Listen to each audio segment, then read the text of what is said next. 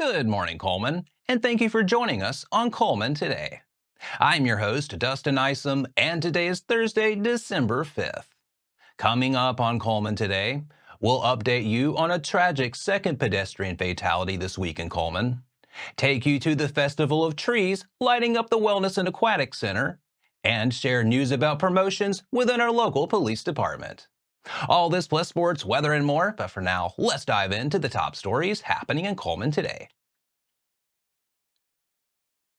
An 81-year-old woman from Ithaca, New York, was struck and killed while walking along Alabama Highway 157 between Walmart and Home to Suites in Cullman on Monday. On Wednesday, Cullman County Coroner Jeremy Kilpatrick identified the victim as Mildred Sanders. In a statement released on Monday, the City of Cullman said, "The Cullman Police Department Traffic Homicide Unit is currently investigating a fatal vehicle crash that occurred at 6:08 p.m. involving a pedestrian on Alabama Highway 157 near the Home to Suites and Walmart area. At this time, limited information is available as the investigation is ongoing. CPD is actively working to determine the circumstances surrounding the crash." This marks the second pedestrian fatality in Cullman in as many days. On Sunday, December 1st, 59-year-old Cullman resident Mark Allen Johns was struck and killed in a hit-and-run along Alabama Highway 69 near the Cullman Shooting Sports Complex. On Tuesday, December 3rd, the Cullman Police Department arrested 35-year-old Michael Garrett Massey of Newmarket, Alabama. Massey is facing preliminary charges of felony leaving the scene of an accident. And in other news, the second annual Festival of Trees is set to illuminate the Cullman Wellness and Aquatic Center starting tomorrow and will run through January 2nd. The festive display features trees decorated by local schools and the Cullman County Public Library. For more on this holiday event, let's go to Jen Baker at the Cullman Wellness and Aquatic Center. The second annual Festival of Trees will be presented by the City of Cullman Tree Commission at the Wellness and Aquatic Center. We are putting this on for the public. It is free. Anyone can attend.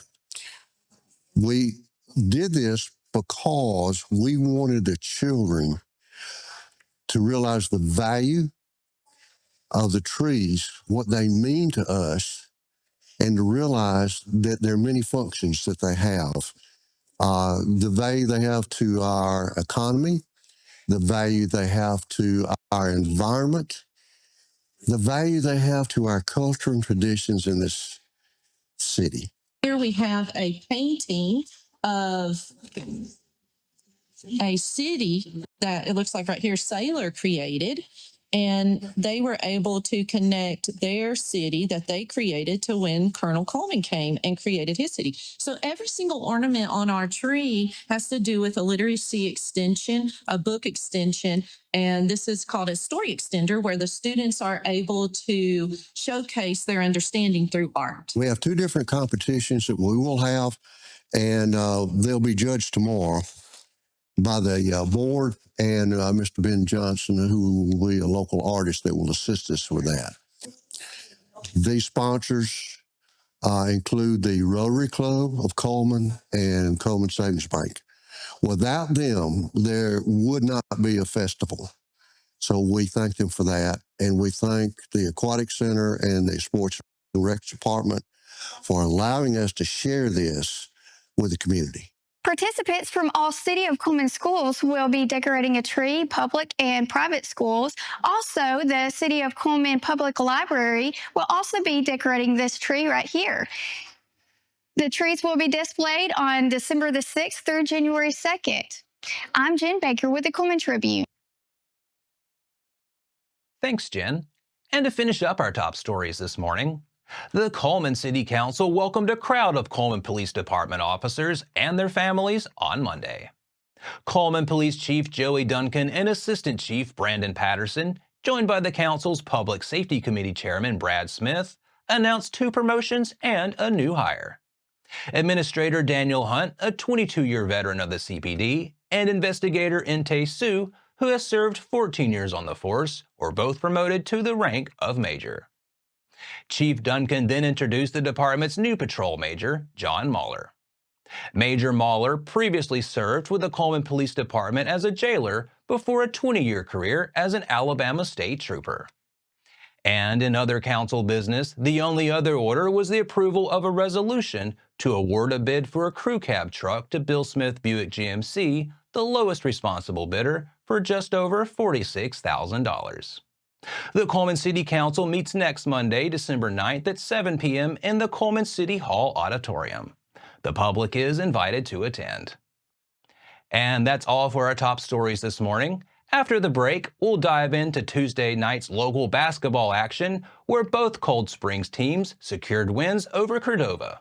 Sports is up next. Step into Cullman, where local heroes and community spirit shine. Introducing Community Matters Magazine from the Cullman Tribune, your guide to inspiring tales and community spirit. Celebrate our local champions and dive into the festivities at Christ Kindle Market. Feel the season's cheer and discover stories that inspire.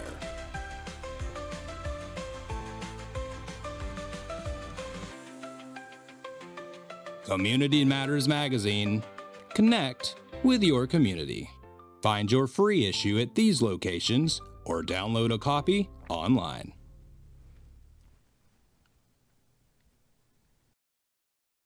Welcome back. In sports today, we're recapping the Cold Springs Eagles' victories on the basketball court against Cordova. Cold Springs returned home for a pair of varsity matchups Tuesday night, and both Eagle squads collected wins. In the girls' game, the Lady Eagles went into the locker room leading 34-17 at halftime. Cadence Williams scored inside and Ella Dickerson drilled a pair of threes to make it 42-17 early in the third quarter. Aaliyah Addison knocked down a pair of threes and Holly Brewer laid one in to keep Cold Springs in front 50-21, but the Lady Blue Devils were able to put together a run and cut the lead to 51-30 by the start of the fourth quarter. Brewer buried a three and Williams scored inside to make it 56-34 early in the fourth. Avery Gersman nailed another three from the top of the key, and Kennedy Graves drained one from the right corner to stretch the lead to 63-34. Macy's Huffstutler sank a pair of free throws to put the Lady Eagles up 30 with just over 3 minutes on the clock. Bailey Perdue scored the final 4 points for Cold Springs to put the finishing touches on a 70-35 win. Dickerson led the Lady Eagles with 19 points in the win, followed by Graves with 14, Addison with 8, and Perdue with 7. In the boys' game, the Eagles and Blue Devils were tied at 22 at halftime, but Aiden Black sank a pair of free throws and Braden Hallman scored inside to keep the Eagles ahead 26-24 early in the third quarter. Matt Williams drove to the rim for a bucket and Nick Fallon drilled a three to make it 31-29. After splitting a pair of free throws, Black knocked down a three to stretch the lead to 10 with 2 minutes remaining in the period. Fallon added a late free throw and Ethan Day scored in the final seconds of the third to put Cold Springs in front 42-31 at the start of the fourth. Black nailed a three from the right corner to get the final frame started, and baskets by Fallon, Hallman, and Day extended the lead to 51-38 with 5 minutes left to play. Day hit a pair of free throws to make it a 15-point game midway through the fourth quarter, and the Eagles fended off a late push from the Blue Devils to secure a 58-47 win. Black led Cold Springs with 19 points in the win, Fallon finished just behind him with 17, and Hallman added 8. Cold Springs will be back on its home court Friday night to host Cornerstone. And that wraps up sports for today. Up next, we'll bring you 4 stories in under 4 minutes, including an honor for one of our local representatives, details on a warming shelter opening, and a holiday event at Wall Estate. We'll be right back.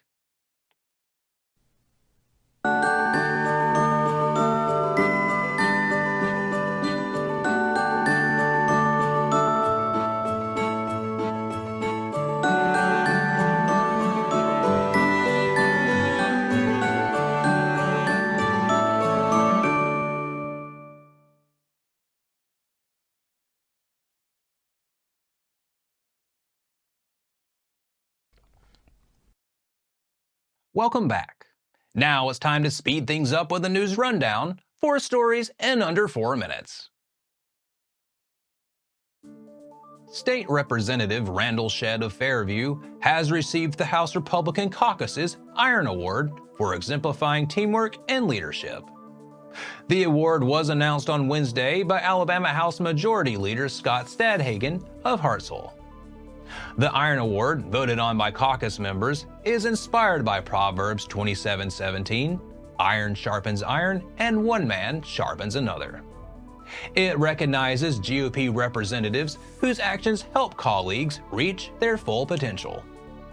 Shedd, who serves as House Majority Whip, responsible for counting votes and communicating with Republican members on the chamber floor, said he was touched and humbled by the honor.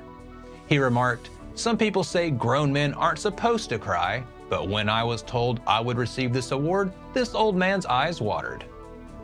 Before his election to the Alabama House in a 2013 special election, Shedd was chairman of the Cullman County Commission and mayor of Fairview. He also directed the Cullman County Commission on Aging and currently chairs the House Transportation, Utilities, and Infrastructure Committee. This marks the second annual presentation of the Iron Award. Representative Alan Baker of Bruton received the inaugural honor last year. And in other news, with temperatures expected to plunge into the teens tonight and tomorrow night, the Donald E. Green Active Adult Center will open its doors as a warming shelter on Thursday and Friday.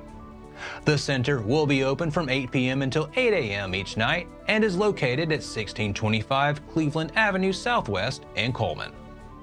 Overnight lows are forecasted to drop to around 19 degrees, with wind chill values between 12 and 17.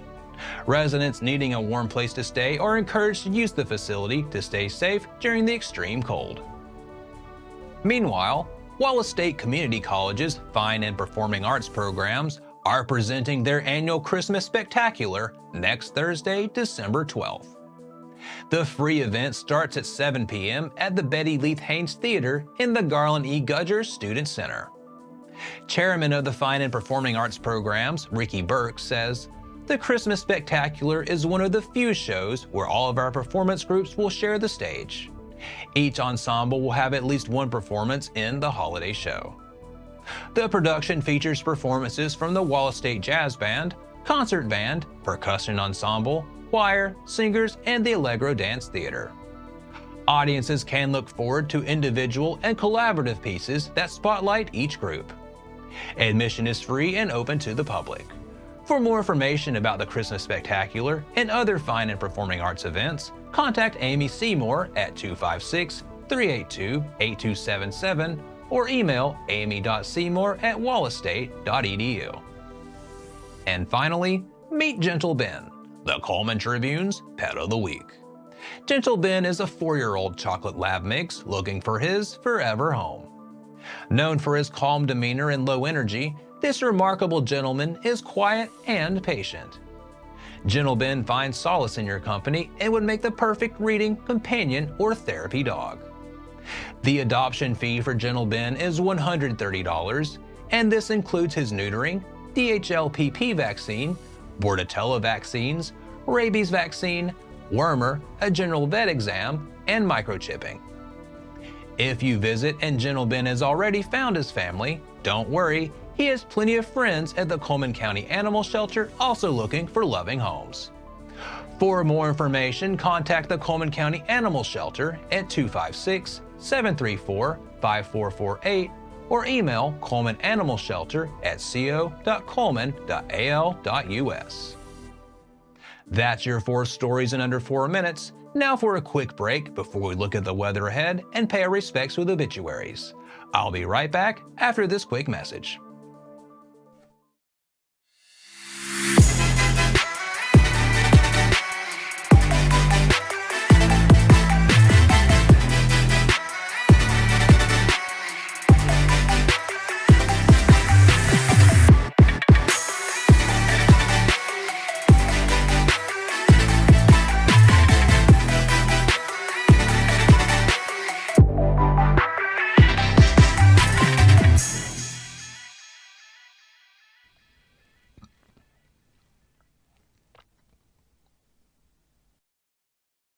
Welcome back. Let's take a moment to pause and remember those who have lost their lives this week as we turn to obituaries. Rebecca Ann Hanley, 42 of Cullman, passed away on Sunday, December 1st. Memorial service for Ms. Hanley will be Thursday, December 5th at 2 p.m. at Cullman Funeral Home Chapel. A memorial gathering will be held at the chapel from noon until 2 p.m. Mary K. Leipert, 77, passed away on Sunday, December 1st. Visitation will be Saturday, December 7th from 11 a.m. until 1 p.m. at Cullman Heritage Funeral Home. The funeral will begin at 1 p.m. and interment will follow at Cullman Memory Garden Cemetery. That finishes up obituaries for today. Our thoughts and prayers go out to their friends and families.